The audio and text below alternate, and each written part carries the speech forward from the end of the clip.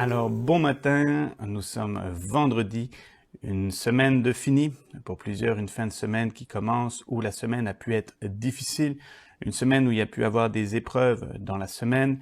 Pour d'autres, c'est une semaine où la joie était présente et c'est ce que représente aussi notre vie sur terre. Même si nous sommes chrétiens, nous ne sommes pas épargnés ni des épreuves. Par la grâce de Dieu, nous avons aussi les joies. Mais que ce soit les joies ou dans les épreuves ou dans les difficultés, nous savons une chose, Dieu est avec nous. Alors, ce matin, nous allons avoir notre deuxième capsule vitaminée, une capsule qui s'intitule « Dieu n'est pas muet ». Nous avons un Dieu vivant et c'est pour cela que d'entrer dans cette capsule, je vous parlais de votre semaine, même face à vos difficultés, Dieu n'est pas muet, Dieu n'est pas insensible et Dieu veut être en action dans ta vie. Alors, dans la Bible, tout se tient. Vous savez, la Bible est un livre et 66 livres. Et dans les 66 livres, ils sont tous communiquant une image, communiquant un message d'espoir, communiquant tout jusqu'à la croix, jusqu'à l'Apocalypse, jusqu'au retour de Christ, jusqu'à ce que vous soyez dans la présence de Dieu. La Bible est un livre simplement extraordinaire. C'est une bibliothèque de livres que je vous encourage en tant qu'enfant de Dieu, et c'est la première fois que tu entends parler de Dieu, d'aller lire, de prendre le temps, d'avoir un temps personnel avec Dieu, parce que justement, Dieu n'est pas muet, Dieu est vivant et il veut avoir une relation avec toi. Et dans la parole de Dieu, nous pouvons voir que Dieu pense. On sait aussi que Dieu a une intelligence. Regardez juste la création, que Dieu a une volonté, que Dieu choisit, que Dieu agit selon son plan. Dieu n'agit pas en dehors de son plan et il n'est jamais pris au dépourvu. On ne peut pas contourner le plan de Dieu. Le plan de Dieu s'accomplit. Vous allez me dire, oui, mais Adam et Ève, ils ont bien péché. Adam et Ève ont bien désobéi. Eh bien, dans tout cela, Dieu savait que Adam et Ève allaient malheureusement lui désobéir. Et c'est une image un jour que j'avais, une image que vous ne lirez peut-être pas, vous ne lirez pas dans la parole de Dieu, mais une image que on peut réfléchir, penser ce matin. Quand Dieu a sculpté Adam à partir de la poussière, lorsqu'il l'a créé, on voit beaucoup en disant Dieu devait être dans la joie, mais en même temps dans cette joie, je crois certainement qu'il y avait une tristesse où il voyait déjà la souffrance de son propre fils Jésus-Christ par la désobéissance d'Adam. Mais ce qui est extraordinaire, il n'a pas juste effacé Adam, il n'a pas juste effacé Ève, il a laissé les choses se dérouler car il est Dieu souverain et en tant que Dieu souverain, il réalise toutes choses à perfection. Et toutes ces qualités que je viens de vous mentionner, intelligence, volonté, choisir, agir selon son plan, donnent à Dieu ces caractéristiques que nous retrouvons même en nous. Nous ne sommes pas Dieu, mais nous sommes créés à l'image de Dieu. Et ça, vous allez le trouver dans Genèse.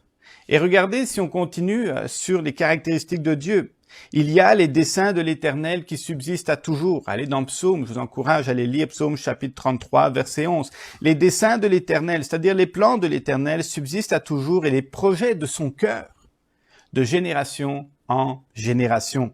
Au vu qu'il a ses personnalités, eh bien, c'est un Dieu aussi qui communique. Il a la capacité de communiquer avec toi. Il a la capacité de parler à ton cœur. Le Saint-Esprit te révèle des choses. Vous savez, dans le Nouveau Testament, et si vous êtes enfant de Dieu, vous êtes passé par ce processus, eh bien, il y a eu conviction. Le Saint-Esprit frappe à ta porte ce matin. Il veut te convaincre de péché, de justice et de jugement. C'est pour cela que Dieu nous parle encore aujourd'hui. Mais si vous allez dans Genèse chapitre 1, verset 28, Dieu les bénit et Dieu leur dit. C'est pas un Dieu muet. Dieu parle. Soyez féconds, multipliez, remplissez la terre et l'assujettissez. Rappelez-vous la première capsule, lorsqu'on parlait que Dieu est le Créateur, c'est ce que nous croyons. Si vous effacez que Dieu est le Créateur, eh bien, le péché ne tient même plus. Parce que tout doit commencer par Genèse chapitre 1.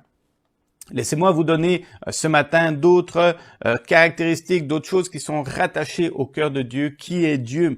Dieu aussi, ce qu'on dit des sentiments. Si vous avez des sentiments, c'est parce que Dieu a créé en vous ces sentiments, parce qu'il en est les sentiments. Par exemple, il est amour. Dieu aime. Matthieu chapitre 3, verset 17. Vous allez lire, « Et voici une voix fit entendre des cieux ces paroles. Celui-ci est mon fils bien-aimé, en qui j'ai mis toute mon affection. » Il y a une affection de Dieu vis-à-vis de Jésus. C'était que lors du baptême. Allez dans Jean 3,16, « Car Dieu a tant aimé le monde. » Il aime le monde et il l'a tellement aimé, il t'a tellement aimé ce matin qu'il a envoyé son Fils unique mourir pour toi, ressusciter pour toi. Il est aussi sensible, Jérémie, allez dans l'Ancien Testament, je vous encourage d'aller reprendre ces versets-là après, chapitre 31, verset 20. « Éphraïm est-il donc pour moi un fils chéri, un enfant qui fait mes délices ?» C'est Dieu ici qui parle. « Car plus je parle de lui, plus encore son souvenir est en moi. Aussi mes entrailles sont émues en sa faveur. » Ces entrailles, imaginez, c'est à l'intérieur, c'est là tout ce qui se travaille, vous savez, toutes vos entrailles, tout ce qu'il aime. Eh bien, c'est ce que Dieu est en train de parler d'Éphraïm. Regardez la suite. « J'aurai pitié de lui, dit l'Éternel. » Dieu est sensible à ce que vous vivez.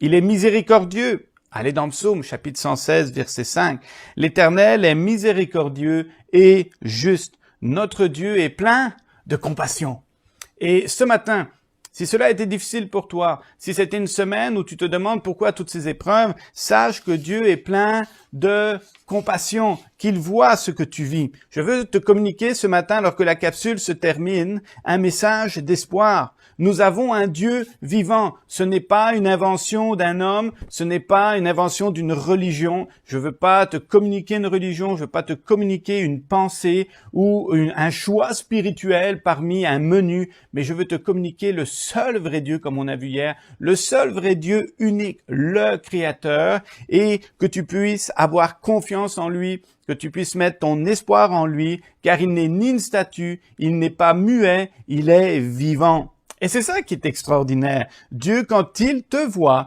quand il me voit, quand il nous voit comme un père face à ses enfants. Moi, lorsque je vois mon enfant, je l'aime.